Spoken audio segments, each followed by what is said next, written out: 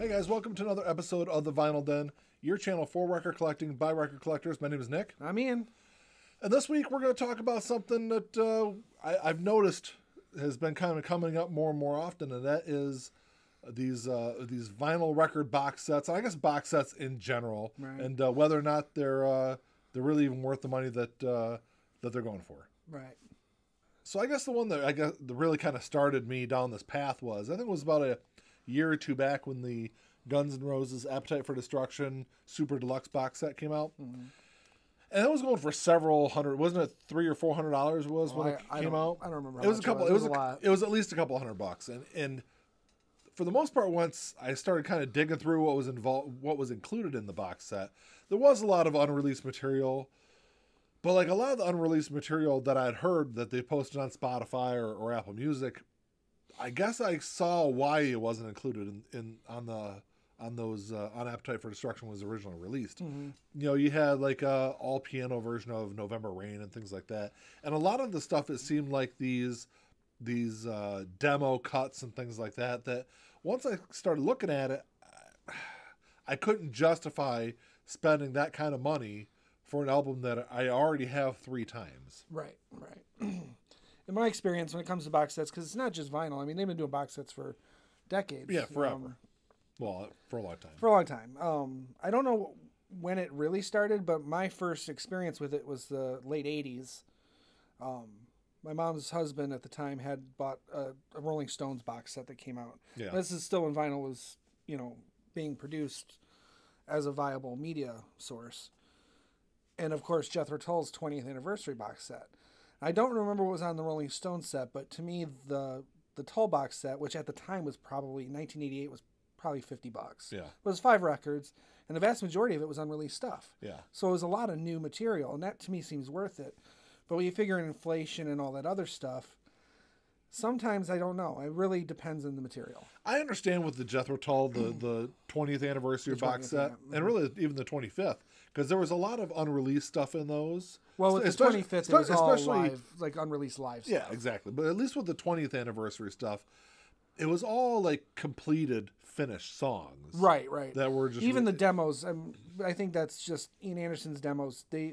He records demos the way you record a normal song. Yeah, and a lot of bands do. Right. I don't know, but I know he does. But like with a lot of the other stuff that I've seen, it was, they're just rough tracks of things that are already on the album. Mm-hmm. I just got the Immersion box set of Dark Side of the Moon, which is a CD box set. It's not a vinyl box set. If you can see, it's right over my shoulder here. Mm-hmm. And really, there isn't really anything of note on there. There are some different cuts of tracks off of Dark Side of the Moon. There is 1 or 2, I think, like completely unreleased tracks on there. Mm-hmm.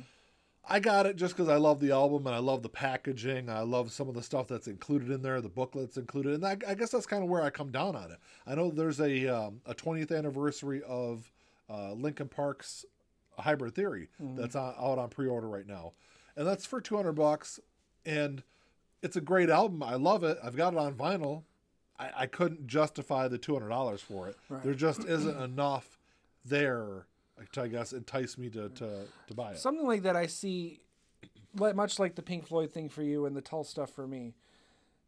The value isn't so much in the dollar amount, because if you are a huge fan, if it's like one of your favorite bands, you're going to spend the $200 because you're going to want all that extra stuff, all that bonus material. Even if you've heard it before, you're going to want it in some form or another. So I guess the value, it really falls down on personal value rather than monetary value. Yeah. But it does seem like these days you're seeing all these like box sets, and it's really just like A repackaging. or with an extra book or something. a book or just outtake demos and stuff, which is I think even like diehard fans of groups aren't gonna. Having the demos is fine, but it's not worth that kind of money. I guess but it really when you put a depends. big package together, I mean, we went over the Linkin Park thing. I can see a diehard fan wanting that and being willing to spend $200 for it. Because there is a lot there. There's a lot of stuff. It comes with 3 vinyl records. It comes with I think there's 3 CDs of unreleased it's unreleased tracks, demos, things like that, remixes, and then I think there's 3 DVDs also, which I think Which is are probably all the same on, as the CDs, just master to DVD audio. Yeah. I'm not completely against box sets. I mean, obviously you can see above us, I've got the later years Pink Floyd box set, which was not cheap when it was released last year. So I'm not completely against these. I know there's a Black Sabbath Paranoid super deluxe box for the set. 50th anniversary. Yeah, which I'm on the fence about getting. It's not super expensive. I can get it for. I've got a 10% code for one of the websites that's on. Okay. So I Get it for about $90. I can get it for about $90 or $85. I'm really kind of on the fence with it. I already have the vinyl cut of that box set, and it's really just the packaging. There is a booklet that comes along with it, and then there's 2 live concerts on there. Which, for what it's worth, if it might be worth that, because it's 3 records, you'd spend $85 on 3 records anyway, 3 discs. You bought it separately. Yeah. So I mean, there's some value there, and I'm a much bigger fan of Black Sabbath than I am of, say, Pink Floyd, and I'm still not quite sold on it because I have 2 copies of Paranoid already as it is. I've got the 2012 remaster, and I've got my dad's original pressing, so I don't really need a 3rd copy of it. So I can't really say that because I've got 5 copies of The Wall. Right. You know, well, I mean, all my Tulls, I've got multiple copies of some of those too, but it's like, certain bands I can see there being some reason for that. Others, not so much.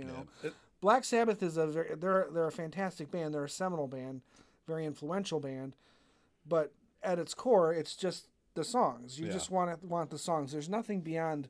They're not really doing anything other than just having some good songs. Yeah. You know what I mean? I think it's really, it depends on the packaging and what's included, and really the price point. I know that Pink Floyd released a early years box set a couple years back, and I want to say that was $400 or $500 when it was released. Right. I'm a huge Pink Floyd fan. Not paying that kind of money for what was included in that box set. Right. I mean, it just isn't. But I'm starting to see more and more of these super deluxe box sets being released. I know I think there's a couple of Pearl Jam super deluxe out there. It seems like every week there's a new super deluxe box set, and I feel like maybe the market's getting it's kind of oversaturated with these, and really it seems like another way that these bands and artists, the artists and the labels, are really trying to use it more of a cash cow kind of situation. Maybe, but like I said, it's been going on for decades. But usually, but like you said, like you said, it goes along with an anniversary, and there seems to be more unreleased tracks and things like that on there. But like a lot of the stuff, I've seen these super deluxe box sets. There's really not a whole lot included in those sets. It seems more like I said, it's a repackaging. You got a new, nice, 60-page booklet or something like that. A lot of times, and it's probably more later years of CDs, but a lot of bands would do they'd release a regular single disc and then they'd do like a deluxe package disc. Which I understand when the release came out, when it was brand new. I wonder if that has a lot to do with why these packages seem a little bit kind of double dipping now. Because a lot of that stuff would have already been released. Possibly. But if you're a vinyl collector, that's where maybe the value falls. But a lot of bands are doing that. A lot of bands will release their album and then 6, 8, 12 months later, release a deluxe version of that with unreleased tracks or, kind of remixed tracks and things like that. Yeah, remixes I don't much care for remixes. Unless it's the Jethro Tull remixes. Well, those are, remixes and remastered. That's what it is. To be honest with you, if it weren't for the unreleased material that came with those sets, I wouldn't have gotten involved in them. I really wouldn't have bought those again. I would have, because I think But I already had them, so you didn't have them, and to me, most of the Jethro Tull collection I've already purchased multiple times. Yeah. Each individual album I've bought at least twice. But I think the job that Steve Wilson did remixing those makes them even greater albums. For the most part, well, I'd say 99% of all the stuff he's done has improved the quality of the sound. And that's why I said infinitely. And that's why I don't have an issue with remixes and things like that. I don't have a problem buying those if they're not super expensive. Now, if I'm not going to pay $75 to $150 for a remixed album that's included in a box set. That's not something that's going to draw me to it. Right. No. There's got to be something additional there. And to be fair, a lot of that, all that Tull stuff that Steve Wilson did, those recordings, a lot of them are 35, 45 years old. Yeah. Some are 50 now. So having someone redo them 50 years later makes sense. Having someone remix them 10 years later doesn't really make much It depends. sense. It depends on the original recording. That is depends true. on the original mix. In my Or experience, how satisfied the band is with the original mix, you know. where I run into a problem with remixes, and this is probably just a personal thing, but